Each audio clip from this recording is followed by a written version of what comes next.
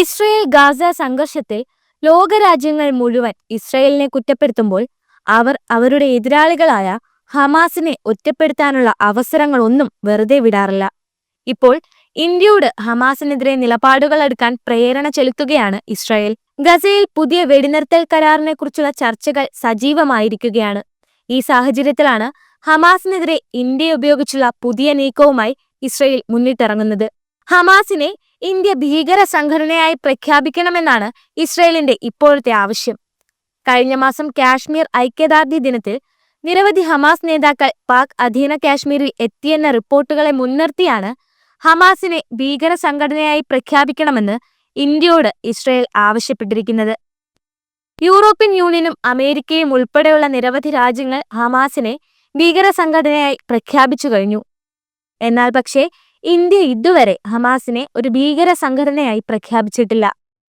ഭീകരവിരുദ്ധ പോരാട്ടത്തിൽ ഇസ്രയേലിനെയാണ് ഇന്ത്യ പിന്തുണയ്ക്കുന്നതെങ്കിലും ഹമാസിനെ ഒരു ഭീകര സംഘടനയായി പ്രഖ്യാപിക്കാനോ അവരെ നിരോധിക്കാനോ ഇന്ത്യ ഇതുവരെയും തയ്യാറായിട്ടില്ല. 2023 ഒക്ടോബർ 7-നാണ് ഇസ്രയേലിലേക്ക് ഹമാസ് ഭീകരാക്രമണം നടത്തുന്നത്. അന്ന് ഇസ്രയേലിലേക്ക് ഹമാസ് നടത്തിയ ആക്രമണത്തെ ശക്തമായി അപലപിച്ചെങ്കിലും ഭീകര സംഘടനയായി ഹമാസിനെ പ്രഖ്യാപിക്കാൻ ഇന്ത്യ തയ്യാറായിരുന്നില്ല. അതുമാത്രമല്ല, മുംബൈ ഭീകരാക്രമണത്തിന് പിന്നിലെ ശക്തികളായ ലഷ്കർ-ഇ-തോയ്ബയെ ഇസ്രയേൽ നിരോധിച്ചിട്ടുണ്ട്. എന്നാൽ ഇസ്രയേലിൽ ഭീകരാക്രമണം നടത്തിയ സംഘടനയായ ഹമാസിനെ ഇന്ത്യ നിരോധിക്കാത്തത് അപ്പോൾ ഉചിതമായ കാര്യമല്ലെന്നാണ് ഇസ്രയേൽ ആരോപിക്കുന്നത്. കഴിഞ്ഞ വർഷം ഹമാസ് നേതാക്കളെ പാക് അധീന കാശ്മീരിൽ കണ്ടത് ഗൗരവമായി കാണണമെന്നാണ് ഇന്ത്യക്ക് ഇസ്രയേൽ നൽകുന്ന മുന്നറിയിപ്പ്. ഐക്യരാഷ്ട്രസഭ നിരോധിച്ച ഭീകര സംഘടനയായി പ്രഖ്യാപിച്ചിട്ടുള്ള ലഷ്കർ-ഇ-തോയ്ബ, ജെയ്ഷ്-ഇ-മുഹമ്മദ് എന്നിവയിലെ അംഗങ്ങൾ ഹമാസ് നേതാക്കളോടൊപ്പം POKയിൽ ഒത്തുചേർന്നത് ഇതാദ്യമായിരിക്കാമെന്നും സാഹചര്യം സൂക്ഷ്മമായി നിരീക്ഷിക്കണമെന്നും ഇസ്രായേൽ മുന്നറിയിപ്പ് നൽകിയതായി റിപ്പോർട്ടുകൾ വരുന്നുണ്ട്. പാകിസ്ഥാനിൽ കാശ്മീർ വിഘടനവാദികളുടെ യോഗത്തിൽ ഹമാസ് പ്രതിനിധികൾ പങ്കെടുത്ത സാഹചര്യത്തിൽ ഇന്ത്യ ഹമാസിനെ നിരോധിക്കാൻ ഇനിയും വൈകരുതെന്നാണ് ഇസ്രായേലിന്റെ ആവശ്യം.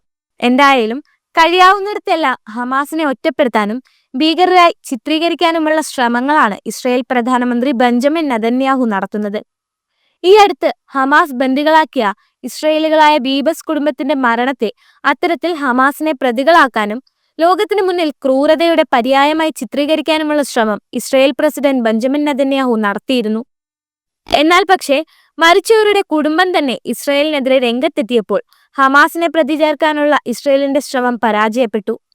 ഹമാസ് ബന്ദികളാക്കിയ ഷിറി ബീബസും 2 മക്കളും ഹമാസിനെ ആക്രമിക്കാനായി ഇസ്രായേൽ അയച്ച മിസൈലുകളിലാണ് കൊല്ലപ്പെട്ടതെന്ന് അവരുടെ കുടുംബം തന്നെ തുറന്നു പറഞ്ഞു. അതുകൊണ്ട് തന്നെ അവരുടെ മരണത്തിന്റെ ഉത്തരവാദിത്വം മുഴുവൻ സ്വന്തം രാജ്യമായ ഇസ്രായേലിന്റെ പ്രസിഡന്റ് ബെഞ്ചമിൻ നെതന്യാഹുവിനാണെന്നാണ് കുടുംബം ആരോപിച്ചത്. ഇസ്രായേൽ അധികൃതരെ പോലും അവരുടെ ശവസംസ്കാര ചടങ്ങിൽ പങ്കെടുക്കാൻ കുടുംബം അനുവദിച്ചിരുന്നില്ല.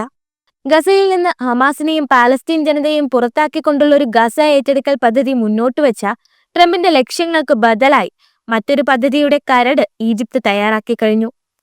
പക്ഷെ അവിടെ ഹമാസിനെ ഗാസയുടെ അധികാരസ്ഥാനത്ത് നിന്ന് മാറ്റി അറബ് രാജ്യങ്ങളുടെ നേതൃത്വത്തിലുള്ള ഒരു ഇടക്കാല ഗവൺമെന്റ് കൊണ്ടുവരാനാണ് ഈജിപ്ത് മുന്നോട്ട് വെച്ച പദ്ധതിയിൽ പറയുന്നത്.